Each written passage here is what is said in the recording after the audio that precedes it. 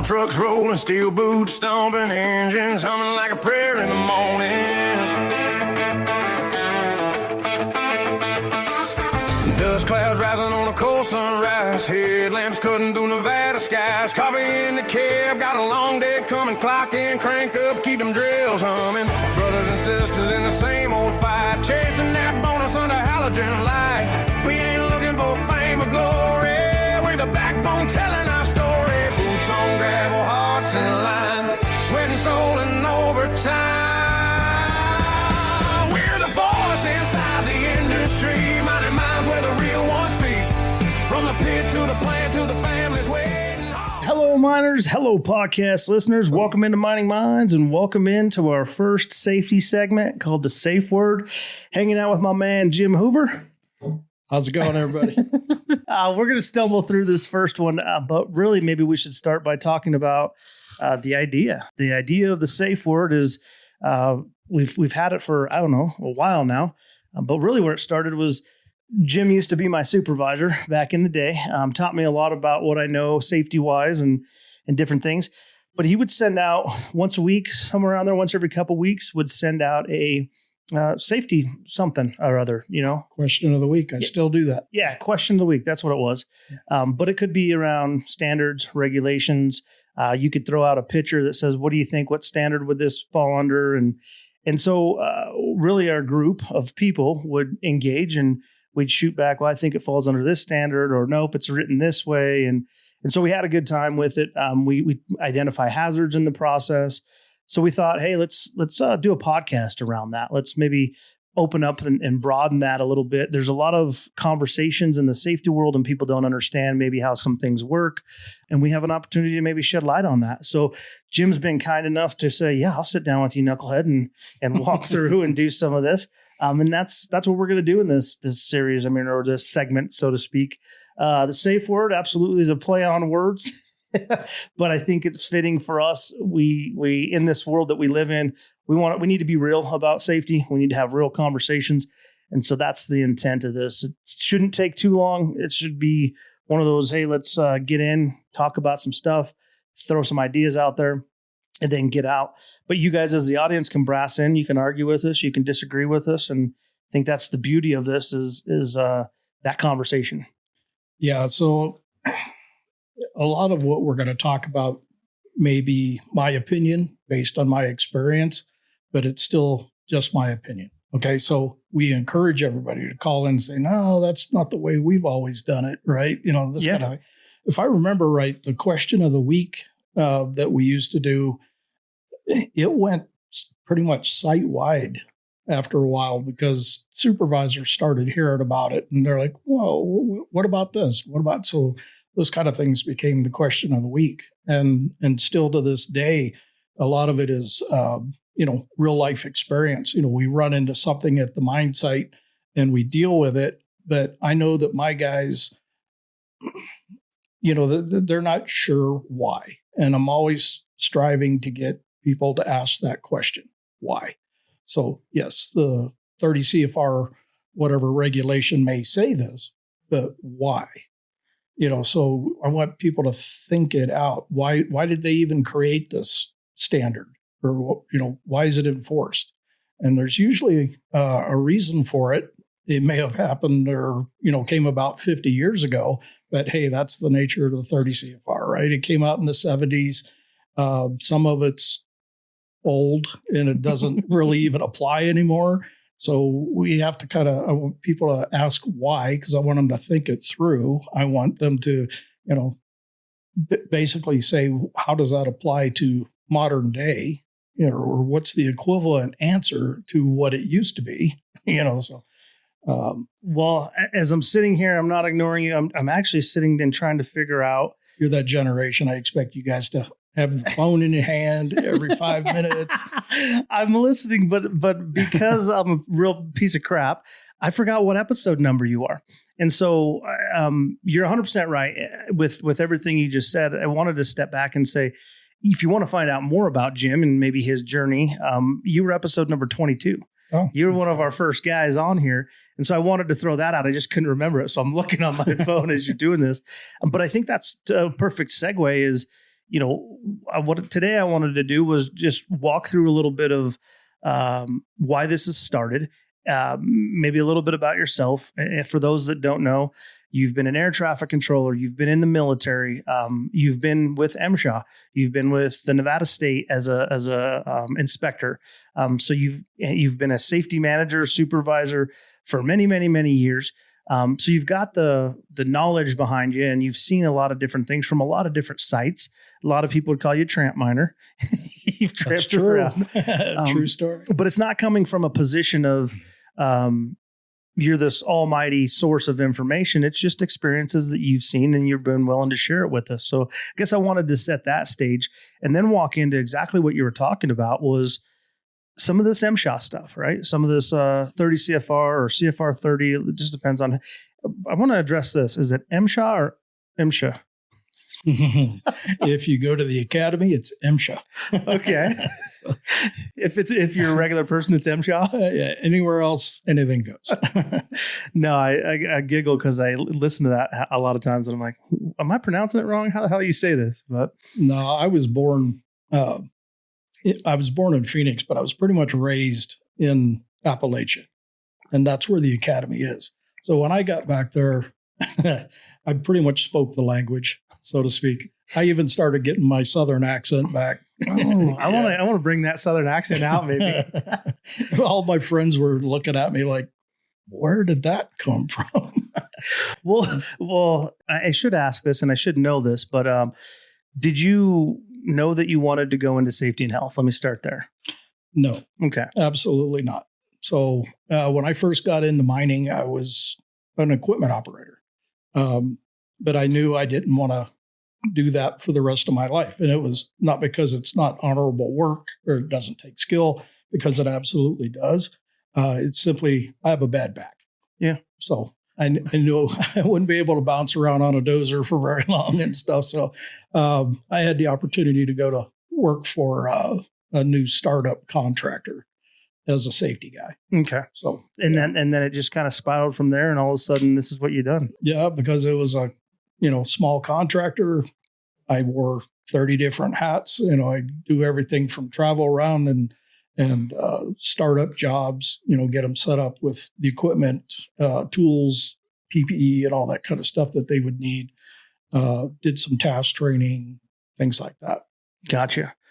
Well, let's walk into this a little bit. Let's talk about the first subject I wanted to bring up was this conversation about myths in mining. And it's one that you've explained well to me in the past is, does MSHA get paid for the citations that they write? They do not. So how does that work? Maybe explain that. When you pay a citation, you, especially now, since even MSHA is getting automated, and with the 21st century, you go to pay.gov and it goes into a general fund, just like OSHA citations or anything else, EPA.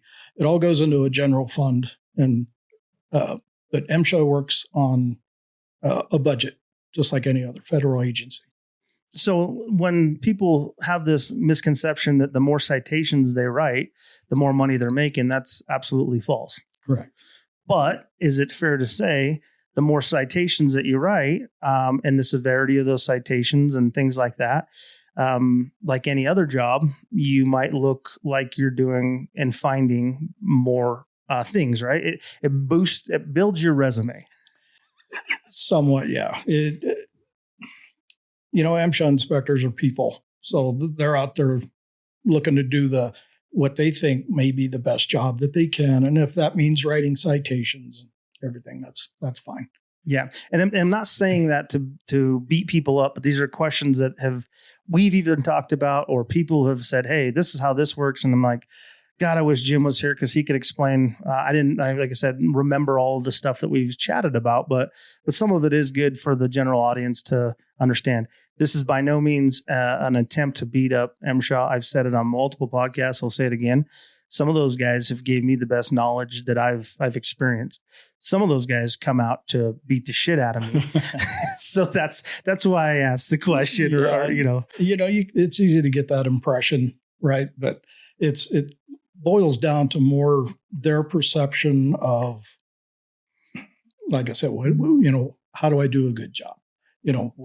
What does my boss expect of me? And so his personality or his perception comes into play and that kind of thing. So when an MSHA inspector first comes out, that's a good chance to find out basically what's driving this guy. Sure. So he may be totally laid back. He could be a 20-year veteran of MSHA, and he just comes out and looking around, talking, finding out what football team you like and stuff like that. And then you get the guys that come out of the academy, they're raring to go, right? Yep. They've got a pen full of ink and they're ready to use it. Well, and that's why I asked that question, really. So again, you just got to get a feel for the inspector, try to figure out where they're coming from, what their objective is, and that kind of thing. So even on the inspection level, it's about that human element and building those relationships. Absolutely. You're right. You get somebody that maybe is gung-ho and has a little bit of authority now. They can be a jerk, but you also get the people that you build those relationships with, and they walk you through some things. One of the things that has happened in my career, and actually was just brought up at the Mine Safety and Health conference we were at, is can these guys not cite you and help coach and counsel essentially, but still be liable if something happens?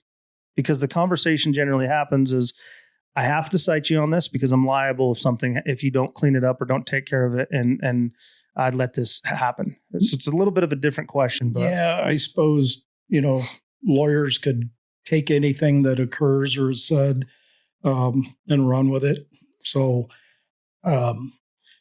basically it's their mission. If they see a hazard, they can't just ignore it. But any safety guy, that should be their mentality, motive operandi, right? Yeah. They should, hey, let's get this fixed, not just walk past it thinking somebody else will take care of it. We preach that to miners all the time, right? It's like, no, you can't just own it, fix it. See something, say something, say something to somebody to get it fixed or what have you. So, and it's the same principle. Yeah. Well, and the reason I asked is because these guys have the potential that if they do walk by some of that stuff, they can be in trouble for not bringing it up, not saying something, not doing something, just like anybody else can, I guess. Sure. Is the point I'm trying to make. Yeah, the mines themselves could even, mine representative could turn that around on an inspector. Gotcha. It's like, well, you saw this over here and you didn't cite it, and now you're telling me you're going to cite this one. And so, yeah. Yep. And I know we're busting into MSHA right out of the gate here. We're going to have all kinds of different topics. We've talked about breaking down the hierarchy of controls or investigations. So this isn't going to be just an MSHA podcast. It's just what we're discussing today. And it was really because there's a couple people that asked me these questions, and I said, well, maybe we should address them on air, and that would be our first one. And if you guys have suggestions, throw it at us. But sticking with the MSHA stuff, one of the most valuable things I think you passed down to me was the way to look at the 30 CFR and the components in there. And there's more than just a 30 CFR, but that's what we really focus on in the mining industry. And you said a couple profound things that still stick with me today. It's and you might have to help me out, but it's what the standard actually says, how the standard was actually written, and when it was written. And can you walk through those different parts for me? Sure. So, like I said, the 30 CFR was written and approved back in the 70s. So, again, things may not apply these days. So what I want people to do that work for me anyway is not just read the 30 CFR. Anybody can pick up the book and flip through the pages and say, I read it. Okay. Then I'll say, okay, what's this one mean? Well, what do you mean? So I want you to not only read it, I want you to think about it. It's like, why does that standard exist? What did they mean by that? Or in the case of some equipment that's not even used in mining, it's like, what is this? Sure. And that might help explain what the standard means. So my safety guys, you really can't fight something if you don't understand it. Right. So I want them to look at it and again, ask the question, why? Why did he write it under this standard? Does that even apply? Did he write it under the wrong standard? That's he or she, Sure. I should say. Yeah. So that's why critical thinking's important. I want you to take, even if you just do one standard a day, open the book, really look at it and try to understand it. So just for you young or even experienced safety professionals out there using that 30 CFR, I used to call it blue room reading because every time I'd go to the bathroom, I had a 30 CFR sitting next to me. I still do that. I hand out 30 CFR, the little pocket books, and say, here's some bathroom reading for you. Yeah. But those, it is interesting. I had a supervisor one time come in, not from here, from overseas, I should say. And he said, in 6 months, I'll understand that book better than you. I said, how much do you want to bet? I said, because it's not just reading it, it's interpreting it, and then it's understanding when it was written. Because when it was written, the world was a different place. And so you have to take that into context as well. The book is phenomenal. And again, I don't want to talk about how to fight this stuff necessarily, because there's good information in there. It's what you're doing when we talk about fighting citations, quote unquote, is really having an understanding of what's safe versus what's compliant. Right. And if something needs to be fixed, nobody in this room, nobody that's a safety professional doesn't say, hey, we own this, let's fix it. Right. But it's understanding your job, understanding your role, and understanding your profession better. And in order to do that, you need to understand how that book was written, why it was written, and when it was written, to kind of do your best to support your team. Yeah. I like that phrase you used, compliance versus, safety, because there's a perception out there that if you follow that book to a T, you're going to be safe, right? Not necessarily. So it's going to take some common sense. It's going to take some understanding of the situation. So when I'm evaluating risks, compliance, that might be a good starting point. You go, okay, this is legal. Yes. Now, how can we make that better? Correct. Right. And so that's my goal of this is, while we're talking about it, maybe criticizing and critiquing it, that's the baseline. And I think that's what we've said on multiple podcasts, but it's an opportunity for us to now step back and dive into some of these things. Do you have an example of a standard off the top of your head that we can use that you can think about? Yeah, I put out a question of the week every week. So the last one we used was about scaffolding. So we don't use a lot of scaffolding at our mine, but you never know when you're going to run into that, right? Where a subcontractor is going to come in and do a job, and all of a sudden there's scaffolding. I don't want my team to sit there and look at it like it's a 3-headed hydra or something. I want them to say, okay, I need to look at this. I need to look at this. Was it inspected by a competent person? Are they using the right floorboards? And that was the question. So how do you know when the floorboards of a scaffolding are laid correctly? And so I would get an answer, then I would fire back, well, how do you know the boards are compliant? Well, you got to have a certain type of board. Right. Well, how do you know it's the right type of board? This kind of thing. So I just keep firing right back, because in the days of Google, yeah, I just don't want my team going click, click, click on the keyboard and saying, this is what Dr. Google says. Sure. Right? So think about it. I don't want the answer that somebody else came up with. I want your answer. I want you to think about it. And I want a detailed answer so that I know right? So what is the right answer? Well, there's a specific kind of board that you have to use. They have to obviously be free of cracks and all that kind of stuff. But they're made out of a certain type of wood, and they have a stamp on them that says that was their purpose. So they have to be inspected. They have to be the right board. That is the detail as a safety professional that a lot of people don't understand. Yeah, we're out there, we're handing out PPE, whatever else. But in the world of scaffolding, something that you might use if you're in a processing division or something like that, you might use quite a bit. If you're building houses and you're in a safety role, you're going to use quite a bit. But in the mining world, I would say few times throughout your career in, say, a mine ops position or a underground setting or something, it's not common, I guess I should say. So to know those facts takes somebody, a safety professional, some time to understand those things. You don't understand those things by Googling. You have to, that's a good starting point, but you have to dive in and actually pick up a book or Google the right things to understand, if that makes sense. My favorite source is the people that use it, or the supervisors that have experience using it and stuff like that. Ask questions. You're not going to come across somebody that's stupid if you're asking questions, and you're going to walk away a lot smarter, right? So we had a contractor one time. We were doing a project up at Barrick, and man, they started putting scaffolding all over the place. And I'm thinking to myself, I don't know squat about scaffolding, right? So I went to the source and say, well, why do you do this?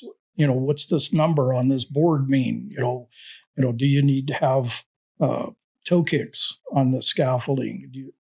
Just 1,000 questions for these guys. And hey, once you ask the questions, then so. I think that's a great point. Like it's the better answer that I could have given is talk to the people. Like that's really where you start, is with the people. And then I would add to that, because I've been buffaloed a couple times, is that you go fact check that. But that's your starting point.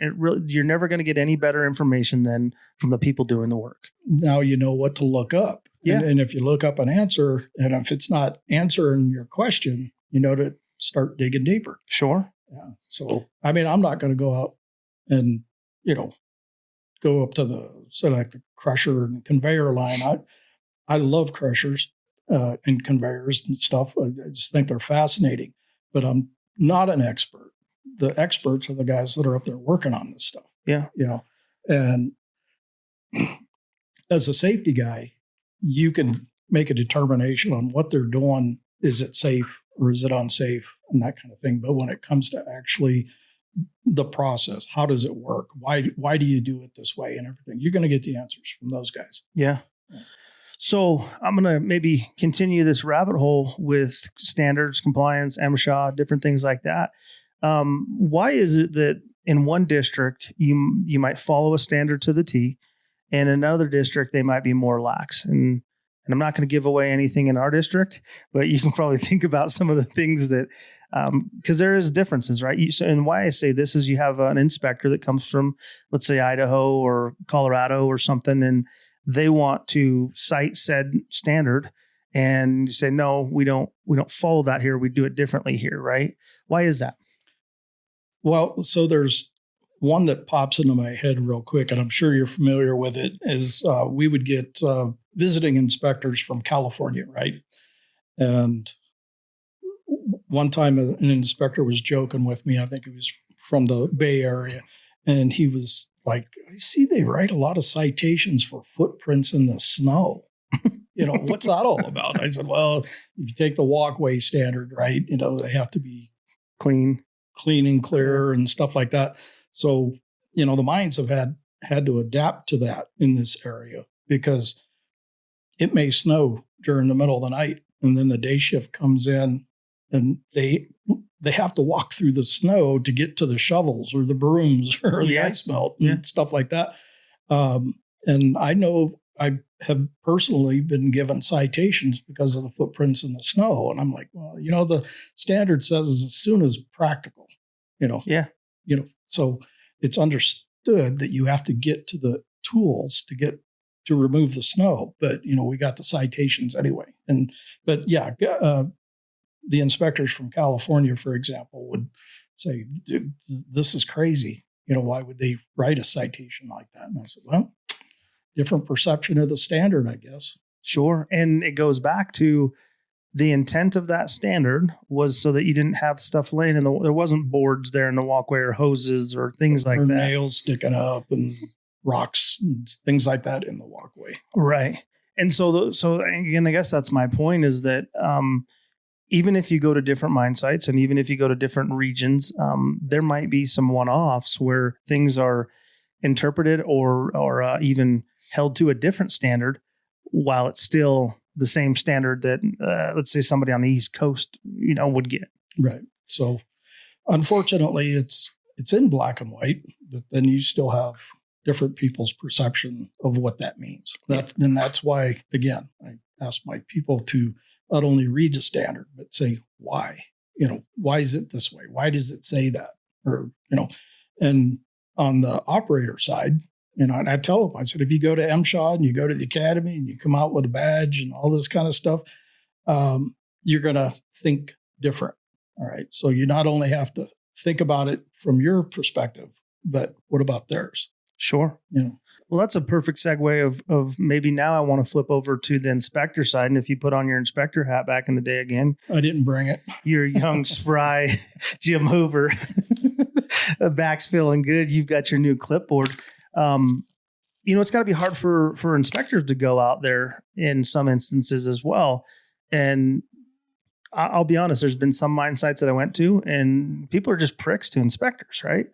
And you've heard the war stories of inspectors will go out to places and be chased off essentially. And so while we're talking about the mining side, we also have to understand there's an inspector side and that human element as well. Yeah. What are some of those situations, or what does that look like from an inspector standpoint? Well, politics aside, most inspectors feel that they're just doing their job. There's some people out there, I'm raising my hand, that think, the predictive nature of MSHA shouldn't even exist. Sure. Right. And I know I was one, but it took me many years to come to the opinion that I have now. Anyway, they are. They're just doing their job. When you, like I said, you throw aside the politics, whether you believe in the federal government, or you want one of the guys that, were going woohoo during the shutdown and stuff. All that aside, they come out to do their job, which is to inspect the mine. And it should be, you probably smile at this when I say it, but you should be looking for hazards. Yeah. So a lot of times when I get, an inspector that says he wants to write a citation, I say, what's the hazard? Remember that? 100%. Yeah. I trained my team to do that same thing. Exactly. So, and a lot of times they'll stop, maybe think about it and, okay, just get it fixed, just clean it up, make me feel better. Yeah. Right. There are inspectors that will there's no backup in them. They won't think about that or anything. It's just, they see a citation. Sure. So, and the best you can do is, like I said, get to know them as best you can. First impression. Can I talk to this guy? Can we make a deal? Yeah. If we do this, will you not write the citation and that kind of thing? So, and why I bring that up is because somebody like yourself that comes to site, or I always say it, Bill Whitby's been a real influence and help for me in my career. There's been a couple other, but he's a good guy. He's one that I know I can say his name and he's okay with it. Yeah. That being said, they're a resource. And so for the audience listening and you're going, well, MSHA and OSHA, why are they separate? A lot of people, while there are OSHA inspectors, they're more reactive. And what does that mean? That means that MSHA is actively out there quarterly at the undergrounds and twice a year for your surface operations, and they're inspecting and they're coming out. Yes, they're writing citations, and you can argue whether they should or shouldn't and whatever else. But I think how I viewed it in looking when Bill came out, I almost got excited to see Bill because it was like, sweet, I've been working my ass off to try to get some of these things taken care of. He's going to be a third-party assessor for me and to see, are we improving or are we not? And so it was a competition for me from citation in the first quarter to citations in the second quarter to see if we've improved. Now, those are lagging indicators. You should be out the face doing that regularly anyway. But it was a good indicator when he came out as a third party to assess that in my situations. Yeah. So that's the way it should be. like Bill would come out and it's like, oh, good. A level-headed inspector that, you can talk to, you didn't have to feel like you were going to get him upset or anything like that. Easy to joke around with. But in the end, you valued his opinion. Sure. So if you disagreed or he disagreed with you, it's okay because you trusted his evaluation. And that's, like I said, that's the way it should be. You shouldn't see an MSHA inspector and then turn around and you see 30 guys running the other direction. Right. Yeah. So, well, and on top of that's illegal, right? Prior notification, can't do any of that. And that's the important thing I wanted to note is if you perceive these guys as coming out to beat you up and they're a pain in the ass and it's MSHA, what do you think the experience is going to be on both sides? Right. If you look at it as an opportunity to improve, I think to me there was groups that I worked with that we had to change that perception. Like, well, no. We want these guys out here. This tells us how good we're doing. Mm-hmm. And so to credit the MSHA side of it, that is something that I do think is valuable is that, not everybody's a Bill Whitby. So we can't, we're blowing wind up his skirt a little bit. So if you're out there, Bill, but there's people like that have been influential and on the electrical side too, like because he was so open to share his knowledge. I've learned a lot about electrical, a lot about the standards on electrical.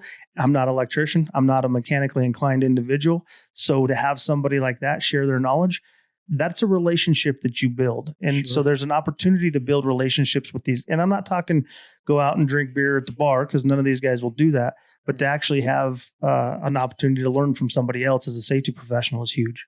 Yeah. And again, that's the way it should be. And I think MSHA's original mission statement way back when was that. Sometimes people lose sight of really why they're out there.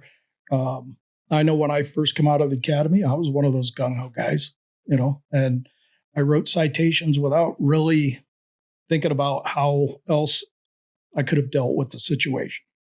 Sure. That was the easy way out. Oh, I'm just going to write you a citation. Yeah. So I found it to be a lot more productive to talk to people, to find out why they think this is okay.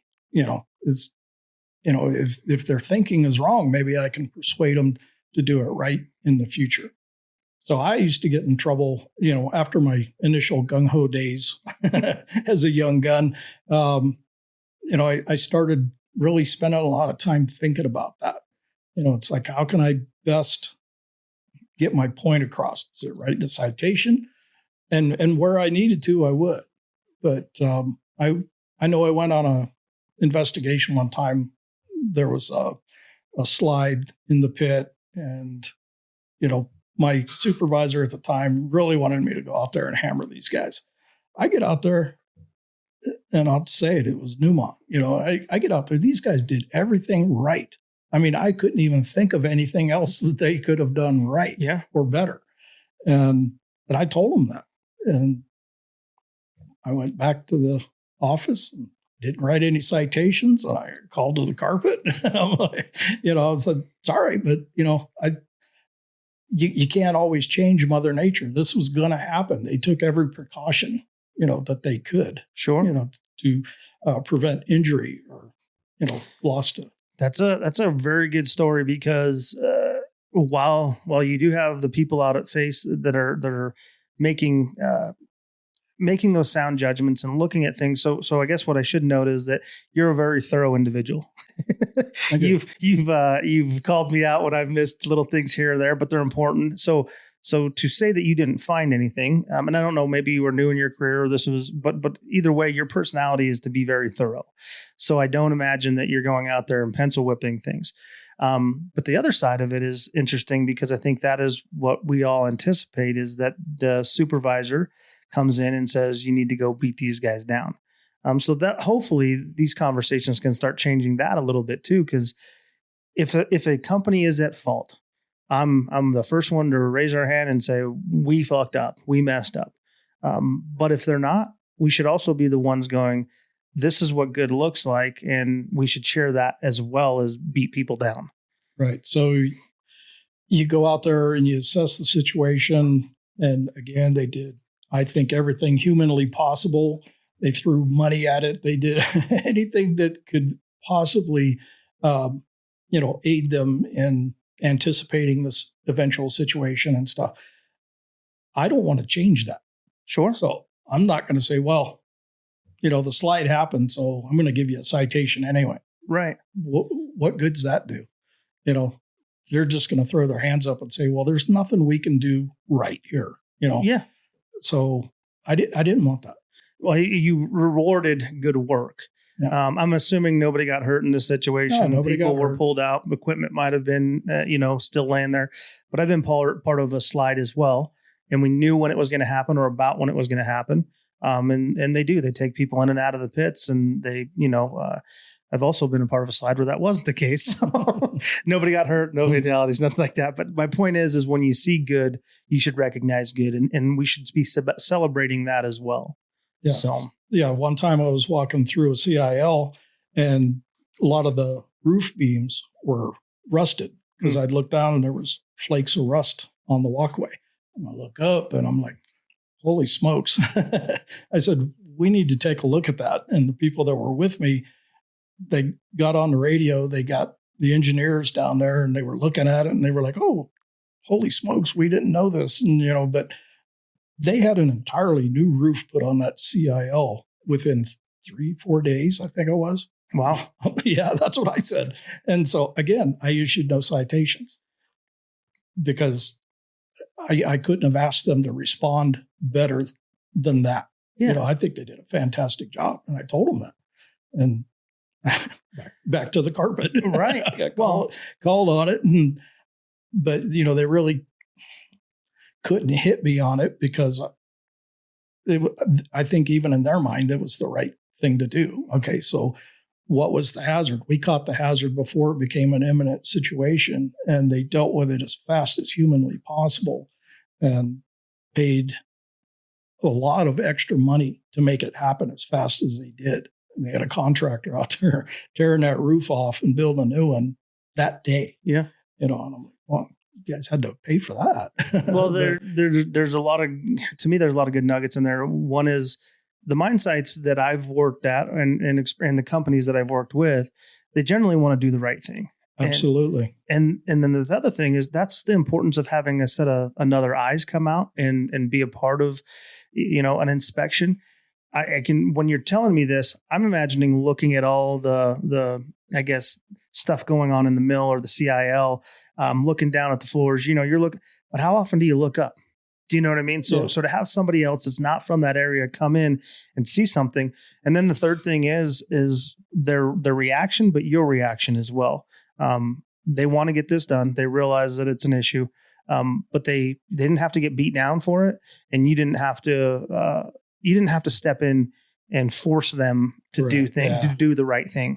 Yeah. So I think that's a win. And those things should, again, be shared more often. I mean, when does that come across as a site win, right? We talk about a lot of wins in these other areas, but when do those things come across as a win? Yep. Yeah. There was a lot of times I would, I didn't really believe let's put it this way. When I first started, I would write a citation for the full trash can. I would write a citation for a fire extinguisher that was a month out of date and stuff like that. I'm just like, calm down here a little bit. Yeah. Calm the F down, so realize that, there's a lot of things, opportunities and where you can talk to people. And again, I'm going to use the word persuade because that's a lot of it. You want people to do the right thing without being told. Sure. Right. It's just like the idea of making sure people do the right thing when nobody's looking. Yep. Right. So, and that's part of it, I would look at the full trash can and I would just kind of like roll my eyes. And I'm like, really? Somebody get over here and empty this trash. Well, how responsive people are too helps, right? Yeah. And so again, it's not about getting citations or not, about doing the right thing, kind of what you said, but there's two sides of the coin. And I think these are important conversations for us to kind of dive into. They're going to be a snapshot of really what's the overall picture, but hopefully as you guys are out there listening or watching soon, you're able to take something away and go, maybe I should be looking at it from this perspective. And I know where I know some of this stuff is really the bigger mine sites are usually, or bigger companies rather, are usually pretty good. It's the mom and pops that maybe don't have all the resources. So hopefully this helps them maybe understand some of that as well. Yeah. What is the statute of limitations on some of these stories? I don't know. I'm broke, so nobody can sue me. Yeah, it's hard to cancel a nobody. That's what I always tell people. Are you worried about being canceled? So it's hard to cancel a nobody. So probably the most effective tool, Derek, that I've ever developed, so to speak, is nobody could really describe me as a nice guy.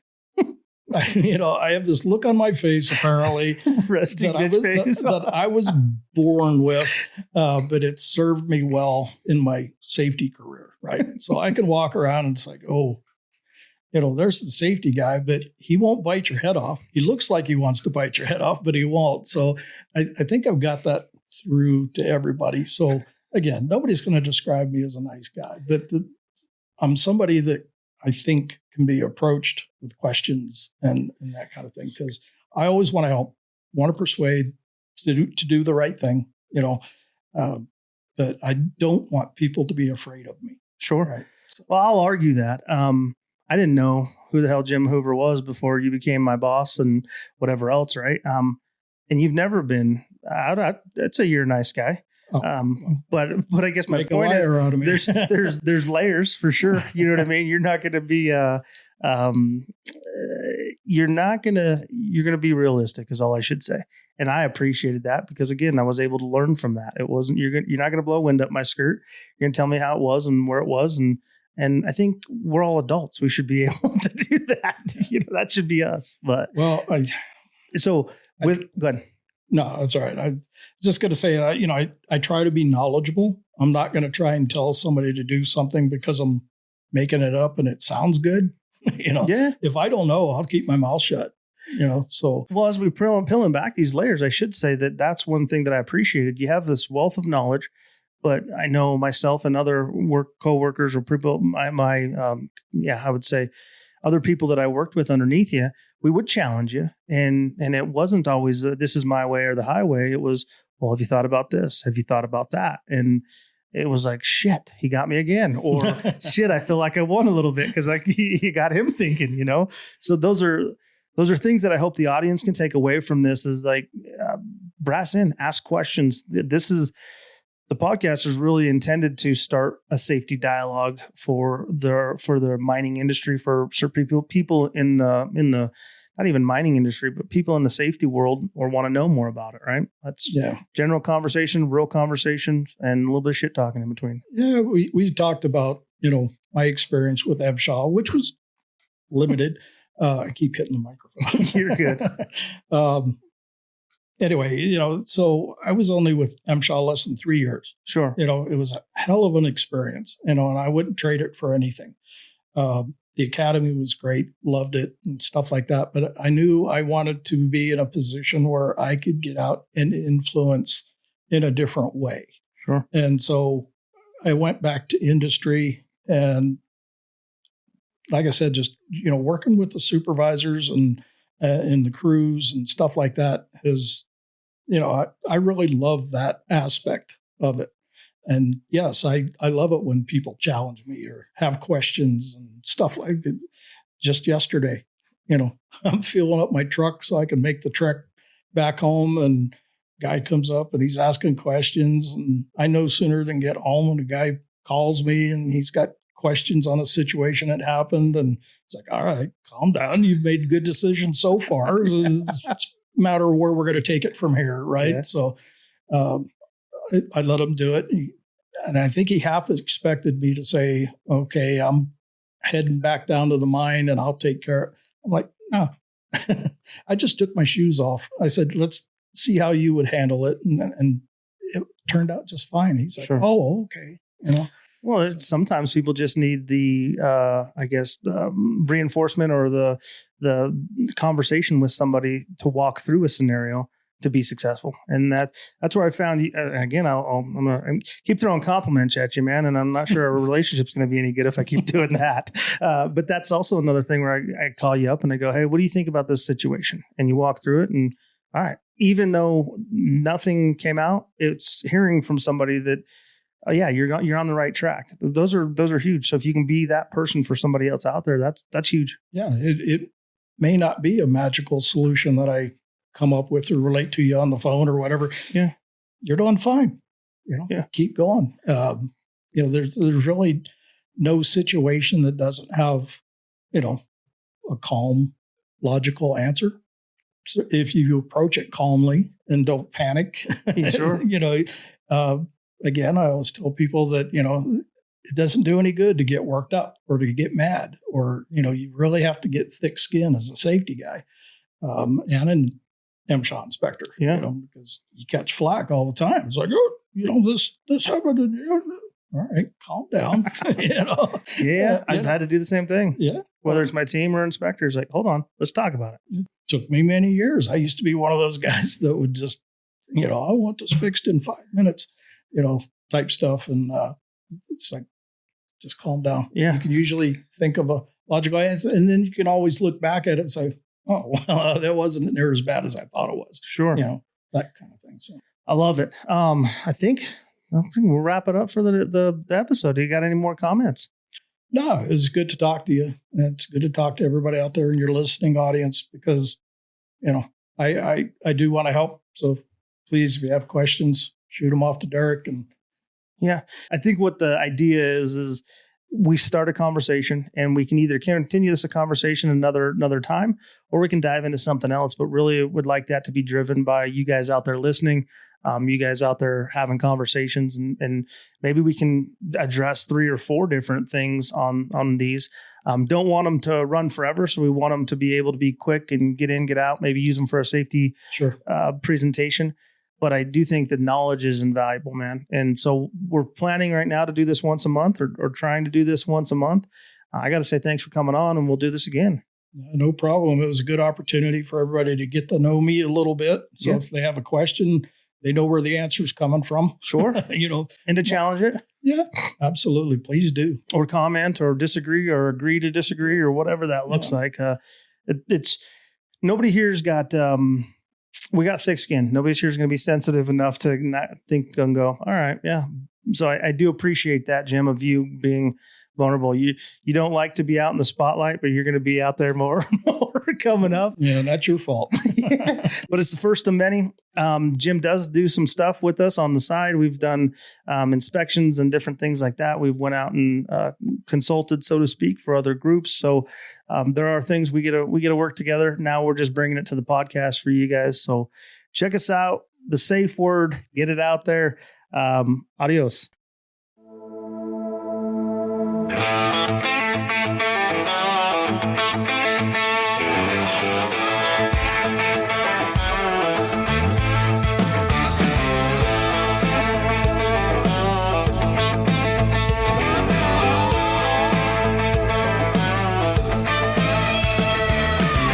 Trucks rolling, steel boots stomping, engines humming like a prayer in the morning. Dust clouds rising on a cold sunrise, headlamps cutting through Nevada skies. Coffee in the cab, got a long day coming, clock in, crank up, keep them drills humming. Brothers and sisters in the same old fight, chasing that bonus under halogen light. We ain't looking for fame or glory, we're the backbone telling our story. On gravel, hearts in line, sweat and soul and overtime. We're the voice inside the industry, minding minds where the real ones speak. From the pit to the plant to the families waiting, hard work built the world we're making. Hands of iron, hearts of gold, stories of pride that need to be told. Grover and Dane don't keep the truth alive, mind and minds where the real ones thrive.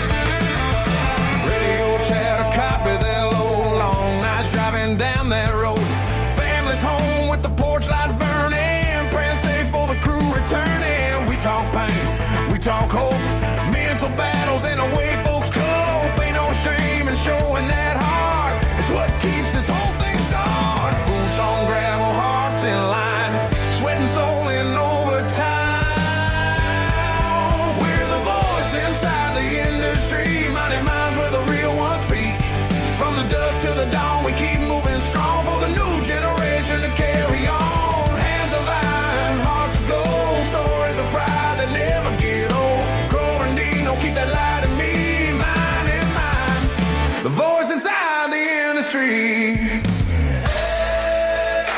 Turn that mic up loud, let the miners talk, make their families proud. From the shaft to the sea, every ton we pull writes history. We're the voice inside the industry, minding minds where the truth runs free.